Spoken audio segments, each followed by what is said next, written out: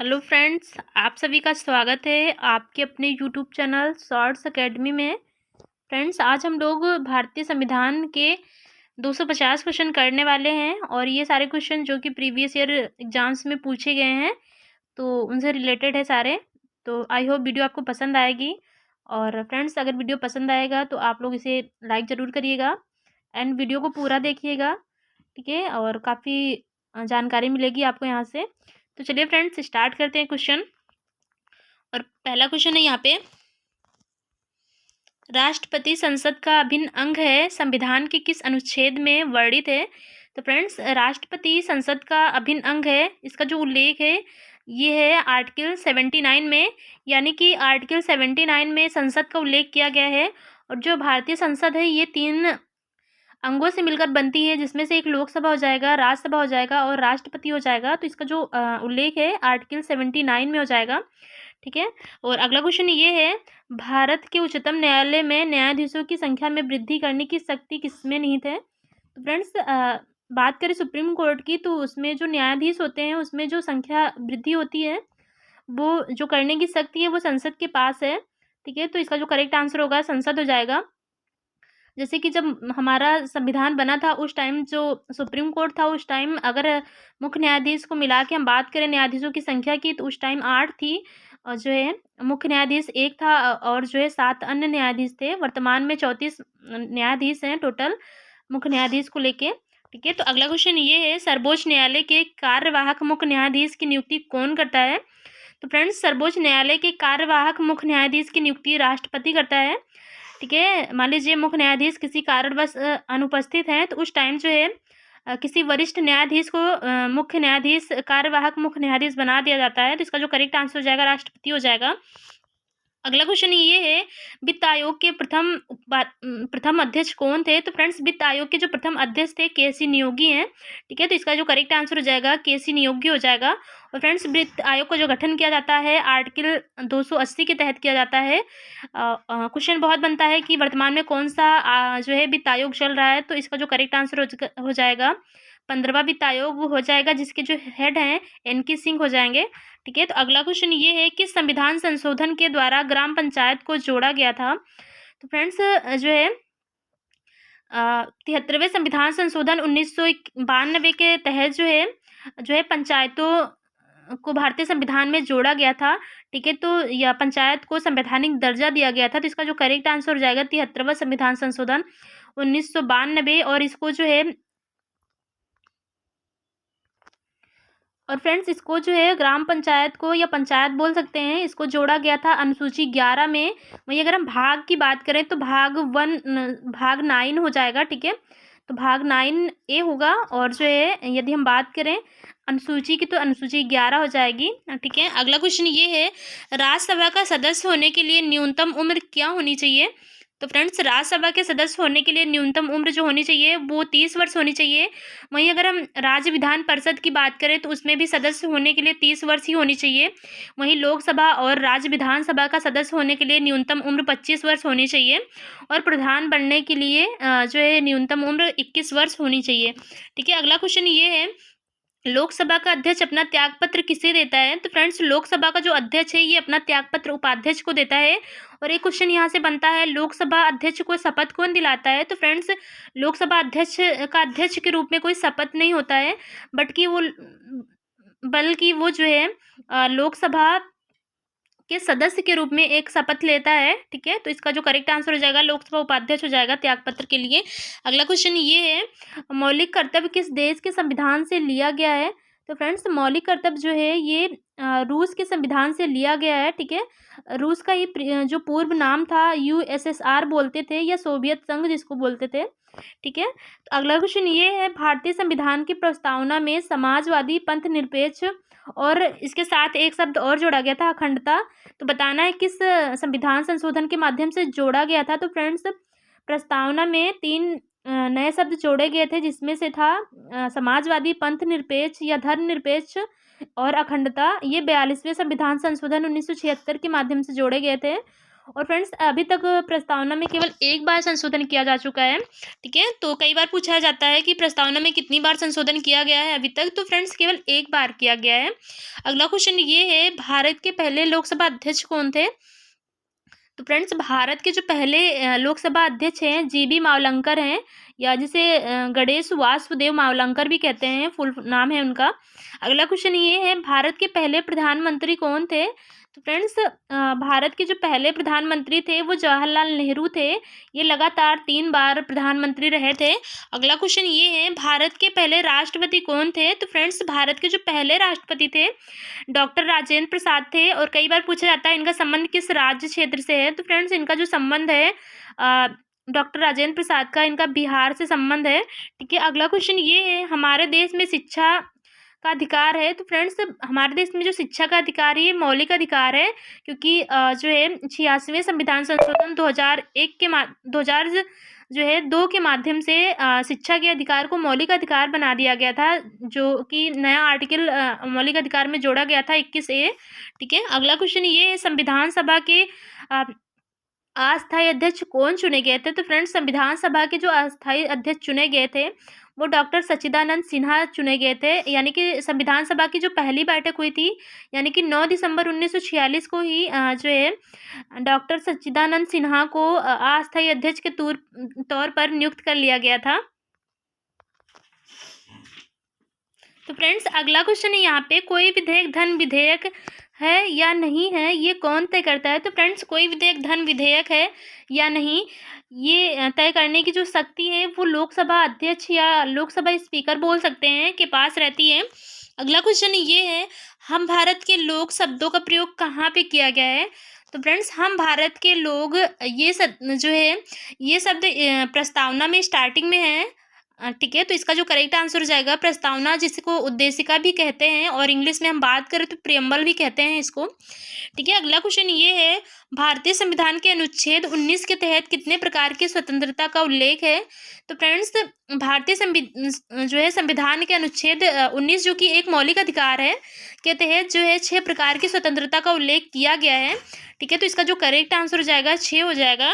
अगला क्वेश्चन ये है, किस अधिनियम के द्वारा कोलकाता में सर्वोच्च न्यायालय की स्थापना की गई थी? तो फ्रेंड्स 1773 का रेगुलेटिंग एक्ट आया था। ठीक है, तो 1773 के रेगुलेटिंग एक्ट के तहत जो है कोलकाता में जो है सर्वोच्च न्यायालय या उच्चतम न्यायालय का गठन किया गया था। ठीक है, अगला क्वेश्चन ये है, किस अधिनियम के द्वारा बर्मा को भारत से अलग किया गया था? तो फ्रेंड्स बर्मा को जिसका वर्तमान नाम म्यांमार है, 1935 के जो भारत सरकार अधिनियम आया था 1935 का, इसी के तहत बर्मा को भारत से अलग किया गया था। तो फ्रेंड्स ये हाल ही के जो 2022 का पीईटी पेपर हुआ था यूपी का, उसमें पूछा गया था।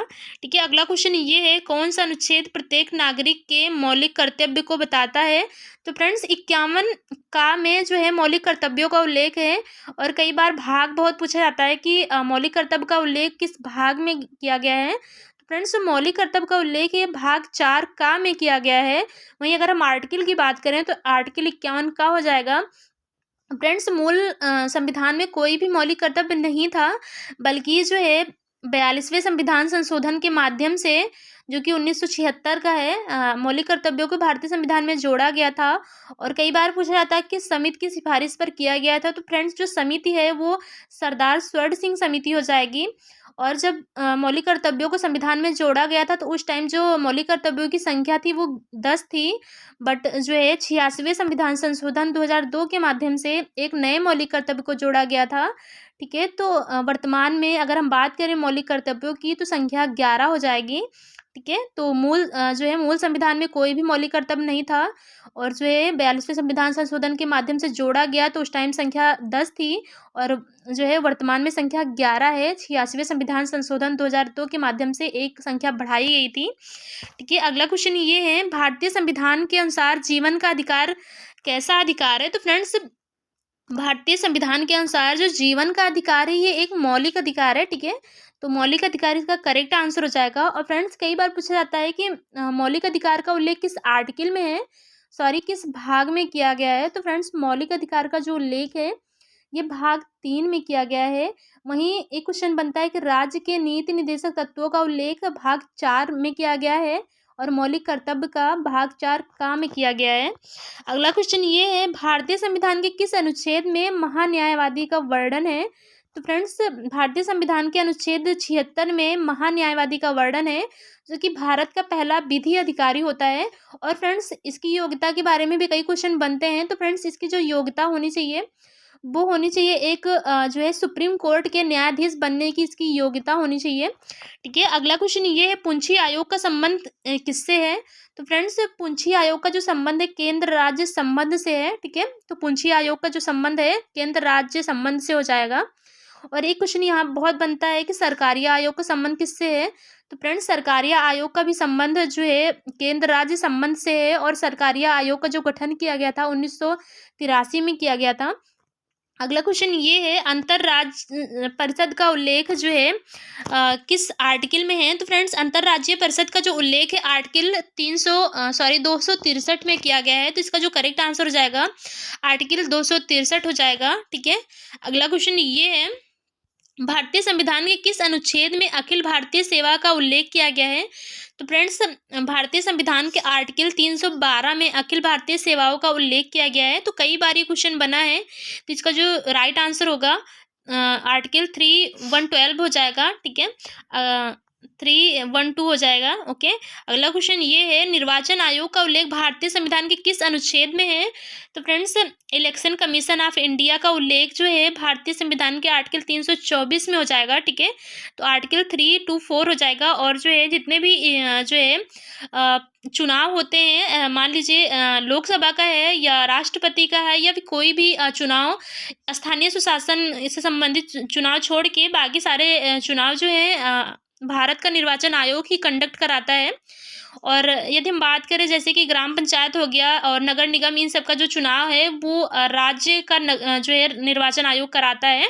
ठीक है, तो यहाँ तक कि राज्य विधानसभाओं का चुनाव भी भारत का निर्वाचन आयोग कराता है। तो कई बार क्वेश्चन दे के फंसाता है बच्चों को कि जो है राज्य विधानसभा का चुनाव कौन कराता है। तो इसका जो राइट आंसर हो जाएगा वो जो है इलेक्शन कमीशन ऑफ इंडिया या भारत का निर्वाचन आयोग करेक्ट आंसर होगा, जिसका जो उल्लेख आर्टिकल 324 हो जाएगा। अगला क्वेश्चन ये है, भारत का प्रथम नागरिक कौन होता है? तो फ्रेंड्स, भारत का जो प्रथम नागरिक होता है वो राष्ट्रपति होता है। ठीक है, तो राष्ट्रपति का उल्लेख आर्टिकल 52 में है कि भारत का एक राष्ट्रपति होगा। ठीक है, और आर्टिकल 53 में उल्लेख है कि जो भारत की कार्यपालिका शक्ति होगी वो राष्ट्रपति में निहित होगी। ठीक है, तो प्रथम नागरिक राष्ट्रपति हो जाएगा। इसमें फ्रेंड्स ऑप्शन दिया गया था, तो ऑप्शन में जो इसका जो करेक्ट आंसर हो जाएगा राष्ट्रपति हो जाएगा। ठीक है, अगला क्वेश्चन ये है, संघ की कार्यपालिका शक्ति किसमें निहित होती है? तो मैंने जस्ट अभी बताया है राष्ट्रपति में निहित होती है और इसका जो उल्लेख है आर्टिकल 53 में किया गया है। ठीक है, अगला क्वेश्चन ये है, भारत का राष्ट्रपति बनने के लिए न्यूनतम उम्र क्या होनी चाहिए? तो फ्रेंड्स, भारत का राष्ट्रपति बनने के लिए जो न्यूनतम उम्र सीमा है वो 35 होनी चाहिए। यहाँ तक कि राज्यपाल भी बनने के लिए जो न्यूनतम उम्र सीमा है वो 35 ही होनी चाहिए। तो राष्ट्रपति और राज्यपाल दोनों के लिए जो न्यूनतम उम्र सीमा है वो 35 होनी चाहिए। ठीक है, अगला प्रश्न ये है, भारत में कोई भी व्यक्ति कितनी बार राष्ट्रपति बन सकता है? तो फ्रेंड्स, ऑप्शन है 1 बार, 2 बार, कितनी भी बार या 5 बार। तो फ्रेंड्स, भारत में ऐसी कोई लिमिटेशन नहीं है, यानी कि भारत में कोई भी व्यक्ति कितनी भी बार राष्ट्रपति बन सकता है। ठीक है, तो इसका जो करेक्ट आंसर हो जाएगा जो है 3rd हो जाएगा। और यहाँ तक जो अमेरिका का संविधान है वहाँ पे ऐसा प्रावधान है कि कोई भी व्यक्ति मैक्सिमम 2 टाइम्स ही राष्ट्रपति बन सकता है। ठीक है, तो इसका जो इसी वजह से ये क्वेश्चन काफ़ी पूछा जाता है। ठीक है, तो भारत में ऐसी कोई लिमिटेशन नहीं है, बट अमेरिका का भी काफ़ी पूछा जाता है, तो वहाँ पे केवल 2 बार बन सकते हैं। अगला प्रश्न ये है, तीनों सेनाओं का प्रमुख कौन होता है? तो फ्रेंड्स, तीनों सेनाओं का जो प्रमुख होता है वो भी राष्ट्रपति ही होता है, क्योंकि भारत का प्रथम नागरिक ही वही है। ठीक है, तो इसका जो राइट आंसर होगा वो राष्ट्रपति हो जाएगा।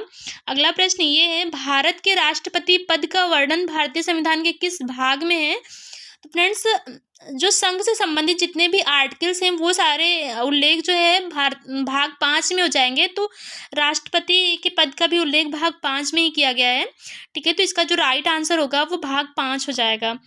ठीक है, अगला क्वेश्चन ये है, भारत के संविधान के किस अनुच्छेद में लिखा गया है कि भारत का एक राष्ट्रपति होगा। तो फ्रेंड्स इस ऊपर मैंने बताया है कि आर्टिकल 52 में उल्लेख है कि भारत का एक राष्ट्रपति होगा। ठीक है, तो आर्टिकल 52 करेक्ट आंसर है। अगला प्रश्न ये है, भारत के राष्ट्रपति के निर्वाचक मंडल में कौन कौन शामिल होता है। यानी निर्वाचक मंडल से यहाँ तात्पर्य है कि राष्ट्रपति के निर्वाचन में कौन कौन पार्टिसिपेट करता है। ठीक है, कौन कौन भाग लेता है। तो फ्रेंड्स जब राष्ट्रपति का निर्वाचन होता है उस टाइम लोकसभा के सभी निर्वाचित सदस्य, राज्यसभा के सभी निर्वाचित सदस्य और राज्य विधानसभा के सभी निर्वाचित सदस्य तथा दिल्ली पुदुचेरी के विधानसभा के निर्वाचित सदस्य पार्टिसिपेट करते हैं। फ्रेंड्स आपको यहाँ पे याद ये रखना है कि जो है लोकसभा, राज्यसभा या राज्य विधानसभा तथा दिल्ली पुदुचेरी विधानसभा के मनोनीत सदस्य इसमें पार्टिसिपेट नहीं करते हैं। तो आपको मनोनीत सदस्य देके ऑप्शन में कंफ्यूज करेगा, बट मनोनीत नहीं पार्टिसिपेट करते हैं। ठीक है, तो इसका जो करेक्ट आंसर होगा ऑप्शन डी हो जाएगा, यानी कि उपर्युक्त सभी करते हैं पार्टिसिपेट। ठीक है, अगला क्वेश्चन ये है, भारत के पहले राष्ट्रपति कौन थे। तो फ्रेंड्स ये क्वेश्चन रिपीट हो गया है, तो कोई ना जो है पहले राष्ट्रपति डॉक्टर राजेंद्र प्रसाद थे। ठीक है, जो कि बिहार से संबंधित थे। अगला प्रश्न ये है, राष्ट्रपति को शपथ कौन दिलाता है। तो फ्रेंड्स राष्ट्रपति को जो शपथ दिलाते हैं वो भारत के मुख्य न्यायाधीश होते हैं या चीफ जस्टिस ऑफ इंडिया बोल सकते हैं। ठीक है, तो इसका जो राइट आंसर होगा वो ऑप्शन सी हो जाएगा। ठीक है, अगला प्रश्न ये है, राष्ट्रपति अपना त्यागपत्र किसे देते हैं। तो फ्रेंड्स राष्ट्रपति अपना त्यागपत्र जो है उपराष्ट्रपति को देगा। ठीक है, और उपराष्ट्रपति अपना त्यागपत्र राष्ट्रपति को देते हैं। ठीक है, और जो भारत का उपराष्ट्रपति होता है वही राज्यसभा का सभापति भी होता है। ठीक है, तो ये क्वेश्चन काफ़ी बार पूछा गया है। अगला प्रश्न ये है, भारतीय संविधान के किस अनुच्छेद के द्वारा भारतीय संविधान के किस अनुच्छेद के द्वारा राष्ट्रपति अध्यादेश जारी कर सकता है। तो फ्रेंड्स राष्ट्रपति को अध्यादेश जारी करने की शक्ति दी गई है। जो है किसी कारणवश यदि लोकसभा का सत्र नहीं चल रहा है या वो सत्ता में नहीं है, तो उस टाइम जो है राष्ट्रपति अध्यादेश जारी कर सकता है आर्टिकल 123 के माध्यम से। तो इसका जो राइट आंसर होगा सेकंड हो जाएगा, आर्टिकल 1, 2, 3 हो जाएगा। ठीक है, अगला प्रश्न ये है, वही फ्रेंड्स राज्यपाल को भी अध्यादेश जारी करने की शक्ति दी गई है। आर्टिकल 213 के तहत राज्यपाल जो है अध्यादेश जारी करता है। ठीक है, तो राष्ट्रपति 123 के तहत, और इसी में थोड़ा टर्म को आगे पीछे करेंगे तो 213 बन जाएगा, और जो कि राज्यपाल 213 के तहत जारी करता है।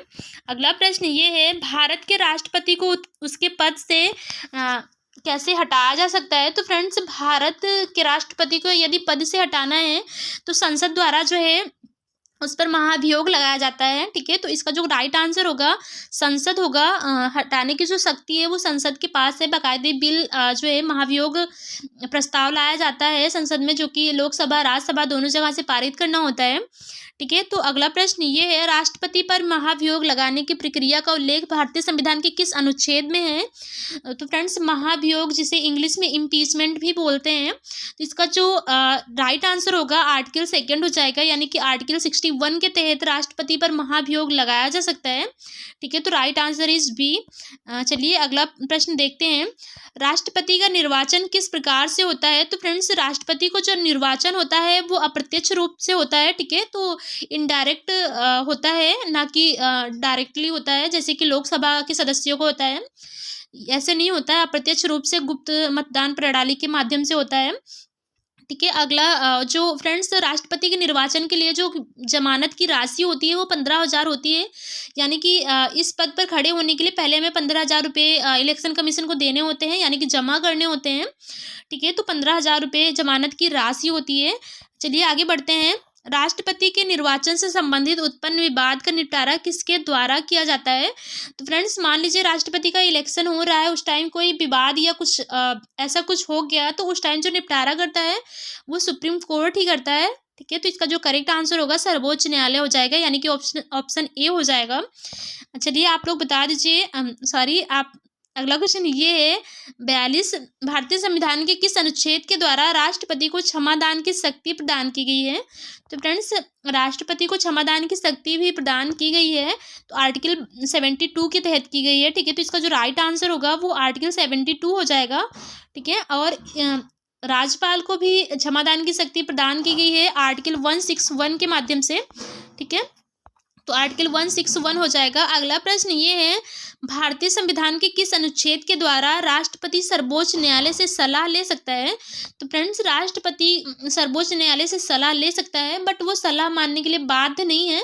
ठीक है, तो आर्टिकल 143 के माध्यम से, यानी कि आर्टिकल 143 के माध्यम से जो है राष्ट्रपति सब जो है सुप्रीम कोर्ट से सलाह ले सकता है, बट ऐसा वो नहीं है कि वो माने ही, उसकी इच्छा पर डिपेंड करता है कि वो मानता है या नहीं मानता है।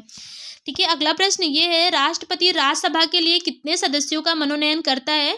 तो फ्रेंड्स, राष्ट्रपति राज्यसभा के लिए 12 सदस्यों का मनोनयन करता है, जो कि साहित्य, समाज और विज्ञान, कला, इन सब क्षेत्रों के विद्वान होते हैं। 12 सदस्यों का मनोनयन करता है। चलिए, अगला प्रश्न ये है, भारत के नियंत्रक महालेखा परीक्षक की नियुक्ति कौन करता है? तो फ्रेंड्स, भारत के नियंत्रक महालेखा परीक्षक, जिसे कैग बोलते हैं, कंप्ट्रोलर ऑडिटर जनरल बोला जाता है, कैग, इसकी जो नियुक्ति करता है वो जो है राष्ट्रपति करता है। ठीक है, तो यहाँ पे ऑप्शन में थोड़ा सा मिस टाइपिंग है, उपराष्ट्रपति यहाँ पे लिखा है, इसकी जगह पे राष्ट्रपति होना चाहिए। ठीक है, तो राष्ट्रपति करता है कैग की नियुक्ति, और आर्टिकल 148 से लेके आर्टिकल 151 तक कैग के बारे में बताया गया है। ठीक है, और इसकी भी जो योग्यता होनी चाहिए वो सुप्रीम कोर्ट के न्यायाधीश बनने की होनी चाहिए।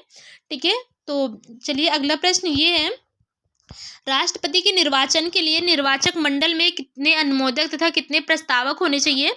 तो फ्रेंड्स, राष्ट्रपति के निर्वाचक मंडल में जो वर्तमान में जो है अनुमोदक प्रस्तावक की संख्या है वो 50-50 होनी चाहिए, यानी कि 50 अनुमोदक तथा 50 प्रस्तावक होने चाहिए। ठीक है, तो option C is correct answer हो जाएगा। अगला प्रश्न ये है, आपातकाल के दौरान मौलिक अधिकारों को निलंबित करने की शक्ति किसके पास है?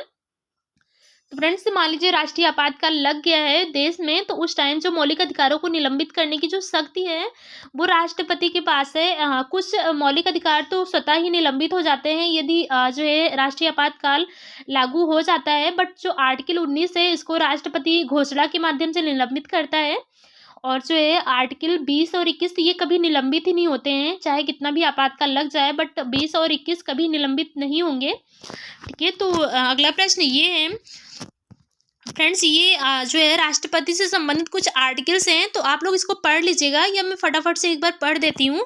ठीक है, तो आर्टिकल 53 में, जैसे मैंने बताया था, 52 में तो ये है कि भारत का एक राष्ट्रपति होगा, और जो 53 है तो इसमें था कि संघ की जो कार्यपालिका शक्ति है वो राष्ट्रपति में निहित होगी, और जो 54 है इसमें राष्ट्रपति के निर्वाचक मंडल के बारे में बताया गया है, यानी कि कौन कौन शामिल होगा।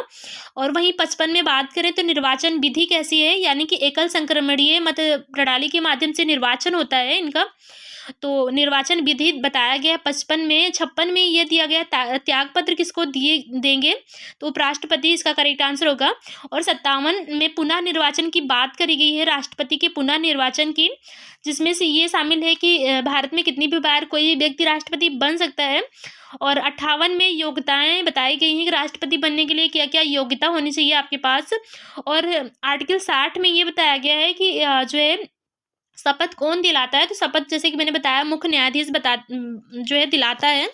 अगला प्रश्न ये है, राष्ट्रपति के विरुद्ध महाभियोग प्रस्ताव लाने के लिए राष्ट्रपति को कितने दिन पूर्व सूचना देनी होती है? तो फ्रेंड्स, राष्ट्रपति के विरुद्ध महाभियोग प्रस्ताव लाना है तो उससे 14 दिन पूर्व उसे सूचना देनी होती है, और इसका जो उल्लेख है महाभियोग का मैंने बताया था 61 में, आर्टिकल 61 में है। और अगला प्रश्न ये है, भारत की पहली महिला राष्ट्रपति कौन थी? तो फ्रेंड्स, भारत की जो पहली महिला राष्ट्रपति हैं वो प्रतिभा पाटिल जी हैं। ठीक है, तो इसका जो करेक्ट आंसर हो जाएगा प्रतिभा पाटिल हो जाएगा। और अगला प्रश्न ये है, भारत के किस राष्ट्रपति को मिसाइल मैन के नाम से जाना जाता है? तो फ्रेंड्स, भारत के जो डॉक्टर APJ अब्दुल कलाम थे, इनको मिसाइल मैन के नाम से जाना जाता है, तो इसका जो राइट आंसर होगा वो ऑप्शन सी हो जाएगा, APJ अब्दुल कलाम। और अगला क्वेश्चन ये है, धन विधेयक को लोकसभा में प्रस्तुत करने से पहले किसकी पूर्व अनुमति लेनी पड़ती है? तो फ्रेंड्स, धन विधेयक को लोकसभा में प्रस्तुत करने से पहले जो है राष्ट्रपति की पूर्व अनुमति लेनी होती है। और जो है धन विधेयक को मैक्सिमम राज्यसभा में 14 दिन तक ही रोका जा सकता है। ठीक है, तो राष्ट्रपति इसका करेक्ट आंसर होगा। अगला प्रश्न ये है, भारत के एकमात्र राष्ट्रपति जो निर्विरोध चुने गए थे, तो फ्रेंड्स वो है नीलम संजीव रेड्डी, जो कि जो है निर्विरोध चुने गए थे। तो इसका जो राइट आंसर होगा नीलम संजीव रेड्डी हो जाएगा। अगला प्रश्न ये है, भारतीय संविधान के किस अनुच्छेद में लिखा गया है कि भारत का राष्ट्रपति मंत्रिपरिषद की सलाह पर जो है कार्य करेगा? तो फ्रेंड्स इसका जो राइट आंसर होगा आर्टिकल 74 हो जाएगा। ठीक है, आर्टिकल 74 में ये उल्लेख है कि एक मंत्रिपरिषद होगी और जो कि राष्ट्रपति मंत्रिपरिषद की सलाह पर कार्य करेगा। वहीं आर्टिकल 75 की हम बात करें तो इसके तहत जो है राष्ट्रपति प्रधानमंत्री की नियुक्ति तथा अन्य मंत्रियों की नियुक्ति करता है प्रधानमंत्री की सलाह पर। ठीक है, तो अगला प्रश्न ये है, प्रधानमंत्री तथा अन्य मंत्रियों की नियुक्ति भारत का राष्ट्रपति किस अनुच्छेद के माध्यम से करता है? तो फ्रेंड्स जस्ट मैंने बताया आर्टिकल 75 हो जाएगा इसका राइट आंसर। चलिए अगला प्रश्न ये, भारतीय संविधान के किस अनुच्छेद में राष्ट्रपति के पुनः निर्वाचन के बारे में बताया गया है? तो फ्रेंड्स आर्टिकल 57 में राष्ट्रपति के पुनर्निर्वाचन के बारे में बताया गया है। तो इसका जो राइट आंसर होगा आर्टिकल 57 हो जाएगा, यानी कि ऑप्शन सी हो जाएगा, सॉरी ऑप्शन बी इसका राइट आंसर होगा। चलिए अगला प्रश्न ये है, किसी भी राज्य के ऊपर राष्ट्रपति शासन लगाने की शक्ति किसमें निहित होती है? तो फ्रेंड्स किसी भी राज्य में राष्ट्रपति शासन लगाना है ये उद्घोषणा जो है राष्ट्रपति करता है। ठीक है, तो इसका जो राइट आंसर होगा वो जो है ऑप्शन बी हो जाएगा, राष्ट्रपति। और फ्रेंड्स कई बार पूछा गया है राष्ट्रपति शासन का उल्लेख किस आर्टिकल में है? तो आर्टिकल अगर हम बात करें तो 356 हो जाएगा, यानी कि 356 हो जाएगा। अगला प्रश्न ये है, भारतीय संविधान के किस अनुच्छेद में राष्ट्रपति के पद अवधि के बारे में बताया गया है? तो फ्रेंड्स पद अवधि के बारे में बताया गया है जो है आर्टिकल 56 में। तो इसका जो राइट आंसर होगा आर्टिकल 56 हो जाएगा। पदी अवधि और जो है त्यागपत्र दोनों के बारे में आर्टिकल 56 में बताया गया है। अगला प्रश्न ये है, जो है राष्ट्रपति पर महाभियोग लगाने के लिए सदन में कितने सदस्यों को लिखित प्रस्ताव देना होता है? तो फ्रेंड्स राष्ट्रपति पर जो है महाभियोग लगाने की प्रक्रिया स्टार्ट ही जब होती है तो उस टाइम तो फ्रेंड्स 1/4 सदस्यों को जो है लिखित प्रस्ताव देना होता है। ये प्रस्ताव लाने के लिए ही इस पर हस्ताक्षर करने होते हैं। ठीक है, अगला प्रश्न ये है, इसका जो राइट आंसर हो जाएगा ऑप्शन बी हो जाएगा, यानी कि 1/4 हो जाएगा। ठीक है, अगला प्रश्न ये है, किसके हस्ताक्षर के बाद कोई भी विधेयक कानून नहीं किसके हस्ताक्षर के बिना कोई भी विधेयक कानून नहीं बन सकता है? तो फ्रेंड्स कोई भी विधेयक यदि हम लोकसभा या राज्यसभा में लेके आते हैं तो इन दोनों सदनों से पास होने के बाद वो राष्ट्रपति के पास जाता है और राष्ट्रपति के हस्ताक्षर के बाद ही वो फाइनली कानून का रूप लेता है। ठीक है, तो इसका जो राइट आंसर हो जाएगा, राष्ट्रपति के हस्ताक्षर के बिना कोई भी विधेयक जो है कानून नहीं बन सकता है। ठीक है, तो इसका जो राइट आंसर हो जाएगा ऑप्शन बी हो जाएगा। अगला प्रश्न ये है, राष्ट्रपति का कार्यकाल कितने वर्ष का होता है? तो फ्रेंड्स राष्ट्रपति का जो कार्यकाल होता है वो शपथ ग्रहण करने की तारीख से लेके जो है अगले 5 वर्ष तक होता है। तो इसका जो राइट आंसर हो जाएगा 5 वर्ष हो जाएगा। ठीक है, अगला प्रश्न ये है, भारत के महान्यायवादी की नियुक्ति कौन करता है? तो फ्रेंड्स ये क्वेश्चन जो है नहीं रिपीट नहीं हुआ है। अगला क्वेश्चन जो है इसका जो राइट आंसर हो जाएगा राष्ट्रपति हो जाएगा। भारत का राष्ट्रपति नियुक्ति करता है और मैंने जस्ट ऊपर बताया था ये जो है महान्यायवादी भारत का पहला विधि अधिकारी होता है। आर्टिकल 76 में इसका उल्लेख है और जो है इसकी जो योग्यता है सुप्रीम कोर्ट के न्यायाधीश बनने की होती है। अगला प्रश्न ये है, अमेरिका में कोई व्यक्ति कितनी बार राष्ट्रपति बन सकता है? तो अमेरिका में जो प्रावधान है वो मात्र 2 बार का है। ठीक है, अमेरिका में मैक्सिमम 2 टाइम्स राष्ट्रपति बना जा सकता है। अगला प्रश्न ये है, भारत के मुख्य तो फ्रेंड्स महान्यायवादी की जो नियुक्ति करता है राष्ट्रपति करता है, तो इसका जो राइट आंसर होगा राष्ट्रपति हो जाएगा। अगला प्रश्न ये है, अमेरिका में कोई व्यक्ति कितनी बार राष्ट्रपति बन सकता है? तो फ्रेंड्स जो है 2 टाइम्स बन सकता है। तो असल में फ्रेंड्स थोड़ा सा PDF ऊपर नीचे हो गई थी, तो 2 टाइम्स वहाँ पे बन सकते हैं। अगला क्वेश्चन ये है, भारत के मुख्य चुनाव आयुक्त की नियुक्ति कौन करता है? तो फ्रेंड्स इसका भी जो राइट आंसर हो जाएगा राष्ट्रपति हो जाएगा। अगला प्रश्न ये है, लोकसभा का सत्रावसान तथा विघटन करने की जो शक्ति है वो किसके पास है? फ्रेंड्स जो है लोकसभा का जो सत्रावसान तथा विघटन करने की जो शक्ति है वो राष्ट्रपति के पास है। ठीक है, तो इसका जो राइट आंसर होगा राष्ट्रपति होगा। फ्रेंड्स वहीं पे एक टर्म और आता है सत्र को स्थगित करना। तो फ्रेंड्स जो सत्र को स्थगित करने की जो शक्ति है वो लोकसभा अध्यक्ष के पास है। वहीं सत्र का विघटन करना और सत्र का अवसान करना, इसकी जो शक्ति है वो राष्ट्रपति के पास है। ठीक है, तो इन तीनों टर्म में काफ़ी डिफरेंस है। ठीक है, अगला प्रश्न ये है, राष्ट्रपति भवन का डिजाइन किसने तैयार किया था? तो फ्रेंड्स राष्ट्रपति भवन का जो डिजाइन जो है तैयार किया था वो एडविन लुटियंस ने किया था। तो राइट आंसर इज सी। ठीक है, अगला प्रश्न ये है, संघ लोक सेवा आयोग के सदस्यों की नियुक्ति कौन करता है? तो फ्रेंड्स संघ लोक सेवा आयोग के सदस्यों की जो नियुक्ति करता है वो राष्ट्रपति करता है। वहीं राज्य लोक सेवा आयोग के सदस्यों की नियुक्ति राज्यपाल करता है। ठीक है, तो इसका जो राइट आंसर हो जाएगा ऑप्शन ए हो जाएगा। अगला प्रश्न ये है, और फ्रेंड्स यहाँ पे कुछ इंपॉर्टेंट फैक्ट्स हैं, तो यहाँ पे इसको डिस्कस कर लेते हैं हम लोग। जैसे कि राष्ट्रीय मानवाधिकार आयोग की बात करें तो इसकी भी नियुक्ति जो इसका हेड होता है उसकी जो नियुक्ति करता है वो राष्ट्रपति ही करता है, या अन्य सदस्यों की बात करें तो वो भी राष्ट्रपति ही करता है।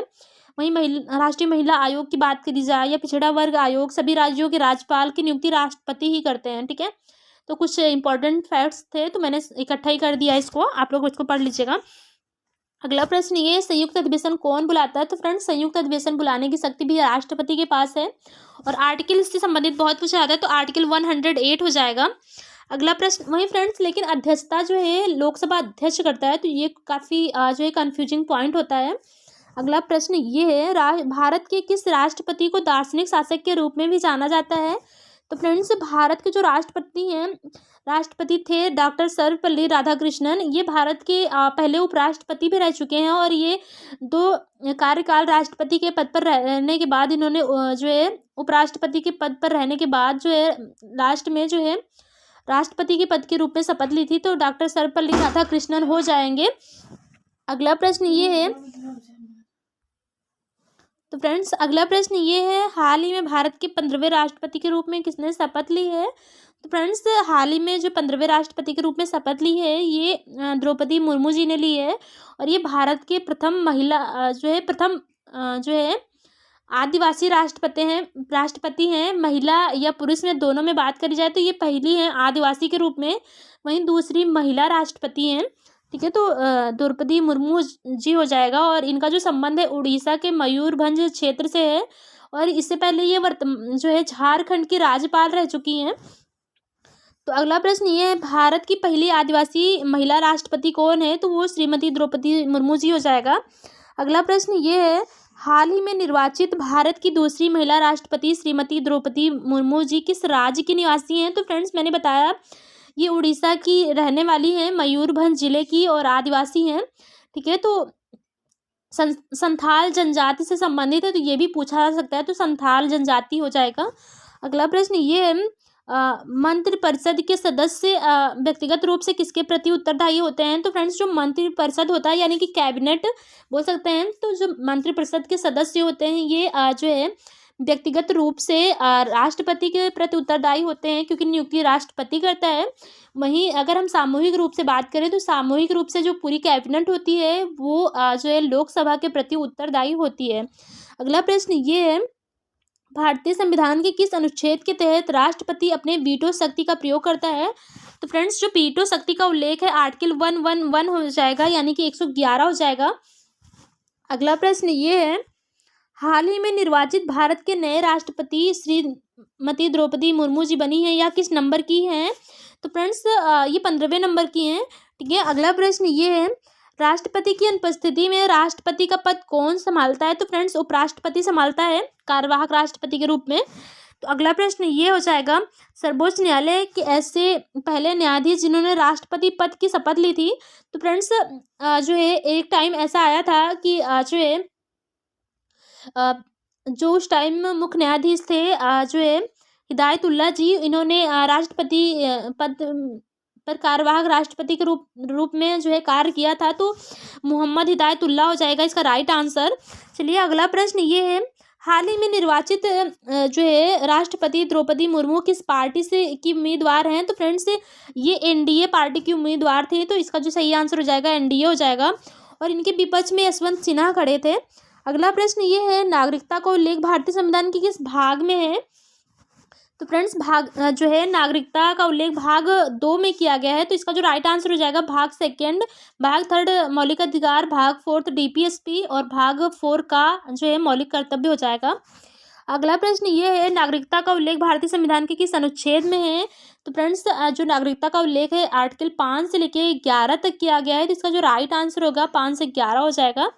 ठीक है, अगला प्रश्न ये है, नागरिकता से संबंधित सभी कार्य कौन सा मंत्रालय देखता है? तो फ्रेंड्स नागरिकता से संबंधित यदि कार्य की बात करी जाए तो मंत्रालय गृह मंत्रालय से संबंधित होगा। अगला प्रश्न ये है, भारतीय संविधान में नागरिकता का प्रावधान किस देश के संविधान से लिया गया है? तो फ्रेंड्स भारतीय संविधान में जो नागरिकता का प्रावधान है ये ब्रिटेन के संविधान से लिया गया है। और फ्रेंड्स ब्रिटेन के संविधान में भी एकल नागरिकता का प्रावधान है और हमारे इंडिया में भी जो है एकल नागरिकता का प्रावधान है। वहीं अगर हम बात करें अमेरिका की, तो वहाँ पे डुअल नागरिकता या जो है दोहरी नागरिकता का प्रावधान है। तो वहाँ आपको जो है संघ की भी नागरिकता लेनी होती है एंड वहाँ पे प्रांत होते हैं, तो प्रांतों की भी नागरिकता लेनी होती है। ठीक है, तो अगला प्रश्न ये है, भारतीय संविधान के में किस प्रकार की नागरिकता का प्रावधान है? तो जस्ट बताया एकल नागरिकता हो जाएगा। किस देश के संविधान में दोहरी नागरिकता का प्रावधान है? तो अमेरिका हो जाएगा। भारतीय नागरिकता अधिनियम कब का है? तो फ्रेंड्स भारतीय नागरिकता अधिनियम 1955 का है। और अगला प्रश्न ये है, भारतीय नागरिकता अधिनियम में कुल कितनी बार संशोधन किया जा चुका है? तो फ्रेंड्स अभी तक जो है 6 बार संशोधन किया जा चुका है। 1955 में बना था और 6 बार अभी तक संशोधन किया जा चुका है। और रिसेंट में जो संशोधन किया गया है हाल ही में, वो 2019 का था, जिसे बोलते हैं CAA, जिसका काफ़ी विरोध हुआ था हमारे देश में। ठीक है, तो अगला प्रश्न ये है, भारतीय नागरिकता कुल कितने प्रकार से ली जा सकती है? तो फ्रेंड्स भारतीय नागरिकता को जो है 5 प्रकार से लिया जा सकता है। और अगला प्रश्न ये है, भारतीय नागरिकता को कैसे छोड़ा जा सकता है? तो फ्रेंड्स जो है अ, अ, भारतीय नागरिकता को छोड़ने के लिए या तो आप किसी दूसरे देश की नागरिकता ग्रहण कर लेते हैं, या आप पर कोई देशद्रोह का जो है आपके ऊपर कोई देशद्रोह का आरोप है, तो इस प्रकार से नागरिकता छीनी जा सकती है।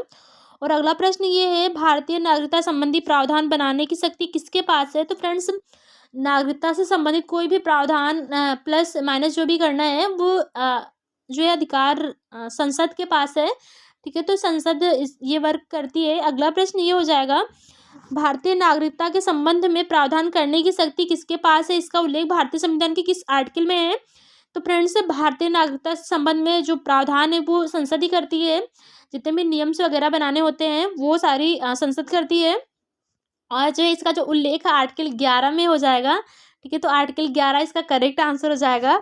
अगला प्रश्न ये है, विदेशी नागरिकता ग्रहण करने के बाद भारत की जो है नागरिकता समाप्त हो जाती है, इसका उल्लेख किस संविधान के किस आर्टिकल में है? तो फ्रेंड्स आप अगर किसी दूसरे देश की नागरिकता ग्रहण कर लेते हो तो भारत की नागरिकता स्वतः समाप्त हो जाती है। इसका जो उल्लेख है आर्टिकल 9 में किया गया है। तो ठीक है, तो इसका जो राइट आंसर होगा आर्टिकल 9 हो जाएगा। और अगला प्रश्न ये है, हाल ही में नागरिकता संशोधन विधेयक कब लाया गया था? तो फ्रेंड्स हाल ही में जो लेटेस्ट नागरिकता संशोधन विधेयक लाया गया था 2019 का है। और काफ़ी विरोध भी हुआ था, जिसको CAA बोलते हैं, नागरिकता संशोधन अधिनियम। ठीक है, और CAA का फुल फॉर्म भी काफ़ी टाइम्स एग्जाम्स के अंदर देखने को मिला है। तो इसका जो फुल फॉर्म हो जाएगा सिटीजनशिप अमेंडमेंट एक्ट हो जाएगा। और जो नागरिकता अधिनियम 1955 का हो जाएगा। अगला प्रश्न ये है, संसदीय प्रणाली को किस देश के संविधान से लिया गया है? तो फ्रेंड्स संसदीय प्रणाली को ब्रिटेन के संविधान से लिया गया है, तो इसका जो राइट आंसर होगा ब्रिटेन हो जाएगा। और अगला प्रश्न ये है, संसद के 3 प्रमुख अंग कौन कौन से हैं? तो फ्रेंड्स संसद के जो 3 प्रमुख अंग हैं, राष्ट्रपति, लोकसभा, राज्यसभा हो जाएगा। फ्रेंड्स लोकसभा का जो उल्लेख आर्टिकल 81 में किया गया है लोकसभा का उल्लेख, और राज्यसभा का जो उल्लेख है आर्टिकल 80 में किया गया है। वहीं संसद का उल्लेख आर्टिकल 79 में किया गया है। संसद का उल्लेख भारतीय संविधान के किस अनुच्छेद में है? तो 79 हो जाएगा। लोकसभा का उल्लेख भारतीय संविधान के किस अनुच्छेद में है? तो 81 हो जाएगा। अगला प्रश्न ये है, राज्यसभा का उल्लेख जो है भारतीय संविधान के किस आर्टिकल में है? तो 80 में हो जाएगा। और अगला प्रश्न ये है, लोकसभा के सदस्यों का जो कार्यकाल होता है वो कितने वर्ष का होता है? तो फ्रेंड्स लोकसभा के सदस्यों का जो कार्यकाल है वो 5 वर्ष का होता है। और अगला प्रश्न ये है, राज्यसभा के सदस्यों का कार्यकाल 6 वर्ष का होता है। वहीं फ्रेंड्स जो राज्यसभा का सभापति होता है यानी कि उपराष्ट्रपति, उसका जो कार्यकाल होता है वो केवल 5 वर्ष का होता है। तो और जो जितने भी सदस्य होंगे उनका कार्यकाल 6 वर्ष का होगा, वहीं सभापति का कार्यकाल केवल 5 वर्ष का होता है, बिकॉज वो उपराष्ट्रपति होता है। उपराष्ट्रपति राज्यसभा का पदेन सभापति होता है, ठीक है। तो ये याद रखना है, जो सभापति होगा वो केवल 5 वर्ष का होगा, बाकी सभी सदस्य 6 वर्ष के लिए चुने जाएंगे। अगला प्रश्न ये है, लोकसभा में अधिकतम कितनी सीटें हो सकती हैं? तो फ्रेंड्स, लोकसभा में अधिकतम 550 सीटें हो सकती हैं। अभी तक इसके पहले 552 का डाटा था, बट संविधान संशोधन के माध्यम से ये 2 कम कर दिया गया है, यानी कि एंग्लो इंडियन का जो मनोनयन था वो समाप्त कर दिया गया है। अगला प्रश्न ये है, लोकसभा में वर्तमान में कुल कितनी सीटों पर चुनाव होता है? तो फ्रेंड्स, लोकसभा में वर्तमान में जो है 545 सीटों पर चुनाव होता है।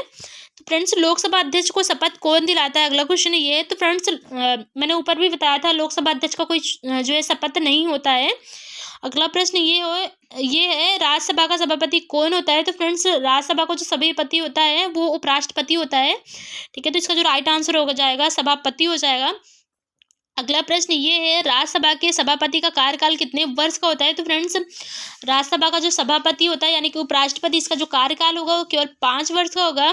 अगला प्रश्न ये है, राज्यसभा का सभापति अपना त्यागपत्र किसको दे सकता है? तो फ्रेंड्स, जो राज्यसभा का सभापति होता है ये अपना त्यागपत्र जो है, यहाँ पर फ्रेंड्स उपसभापति लिखा है, बट वो गलत आंसर है, क्योंकि जो राज्यसभा का सभापति होता है यानी कि उपराष्ट्रपति, वो अपना त्यागपत्र राष्ट्रपति को देता है, ठीक है। तो इसको यहाँ पे इसको कट कर लीजिएगा, इसका जो राइट आंसर होगा राष्ट्रपति हो जाएगा, ठीक है। राष्ट्रपति को शपथ देगा। और अगला प्रश्न ये है, लोकसभा के पहले अध्यक्ष कौन थे? तो फ्रेंड्स, लोकसभा के जो पहले अध्यक्ष हैं जीवी मावलंकर हैं। अगला प्रश्न ये है, लोकसभा की पहली महिला अध्यक्ष कौन थी? तो फ्रेंड्स, लोकसभा की पहली महिला अध्यक्ष मीरा कुमार थी। वहीं दूसरी महिला अध्यक्ष की बात करी जाए तो सुमित्रा महाजन है। और अभी तक जो है केवल 2 ही महिला लोकसभा के अध्यक्ष पद तक पहुंच पाई हैं, जिसमें से पहली मीरा कुमार है और जो है सेकंड सुमित्रा महाजन हो जाएंगी। अगला प्रश्न ये है, 2 सत्रों के बीच में अधिकतम कितने समय का अंतर हो सकता है?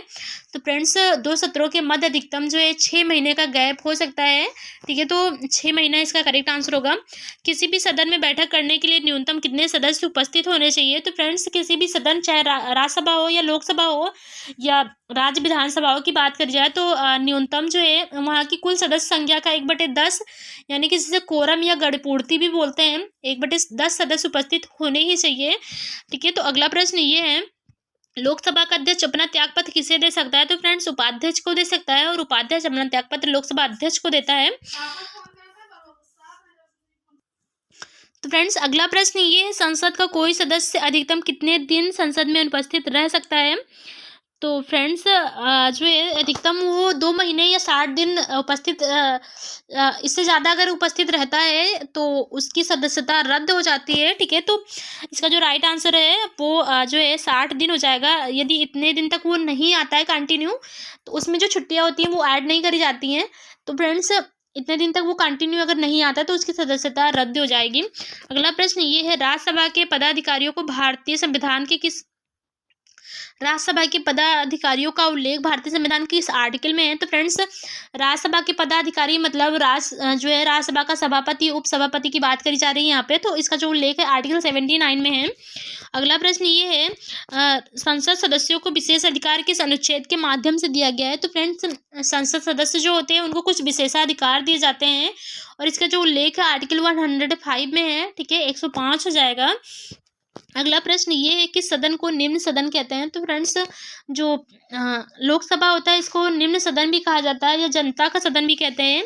और अगला क्वेश्चन ये है कि सदन को उच्च सदन कहा जाता है? तो फ्रेंड्स, जो है राज्यसभा को उच्च सदन या विद्वानों का सदन भी कहते हैं, ठीक है। अगला प्रश्न ये है, राज्यसभा में सीटों की अधिकतम संख्या कितनी हो सकती है? तो फ्रेंड्स, राज्यसभा में सीटों की अधिकतम संख्या जो है 250 हो सकती है। वहीं वर्तमान में 245 सीटों पर वोटिंग होती है, ठीक है। तो अगला प्रश्न ये है कि सदन को लोकप्रिय सदन या जनता का सदन कहते हैं? तो फ्रेंड्स, लोकप्रिय सदन या जनता का सदन जो है लोकसभा को कहते हैं, क्योंकि यहाँ पे जो मेंबर्स होते हैं वो डायरेक्टली जो है लोकसभा के डायरेक्टली जनता के माध्यम से चुने जाते हैं।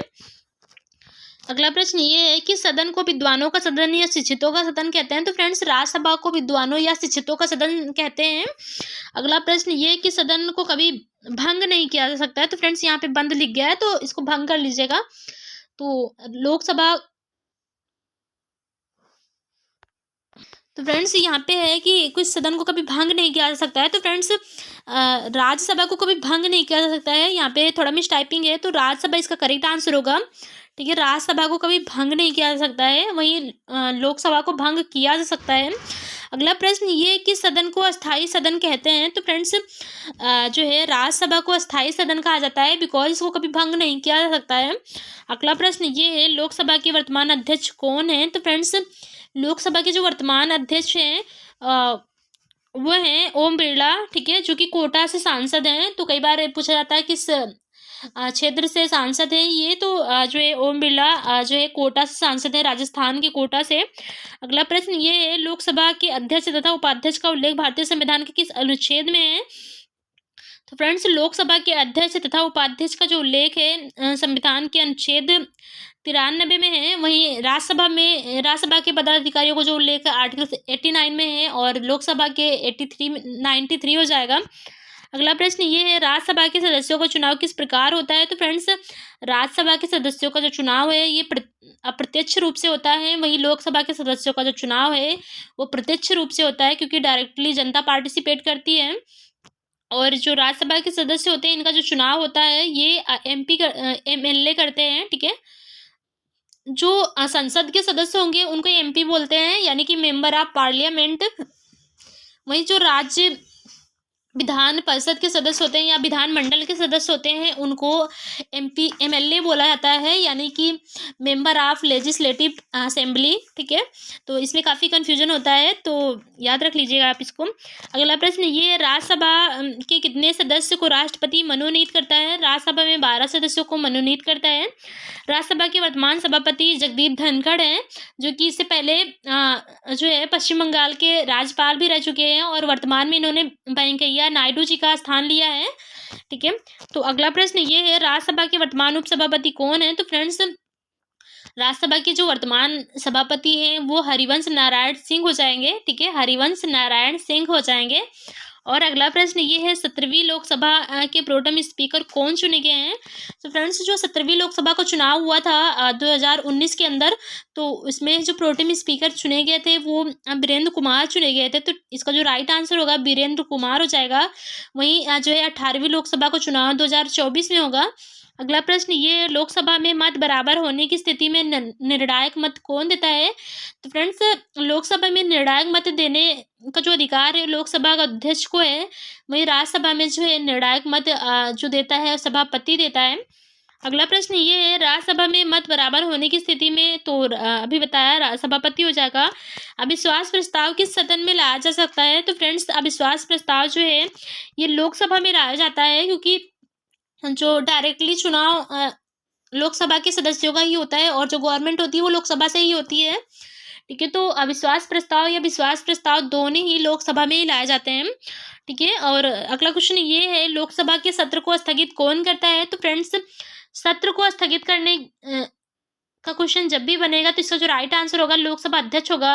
वही सत्र का अवसान और विघटन करने की जो शक्ति है वो राष्ट्रपति के पास होगी। अगला प्रश्न ये है, लोकसभा का सत्रावसान तथा जो है भंग करने की शक्ति राष्ट्रपति के पास होती है।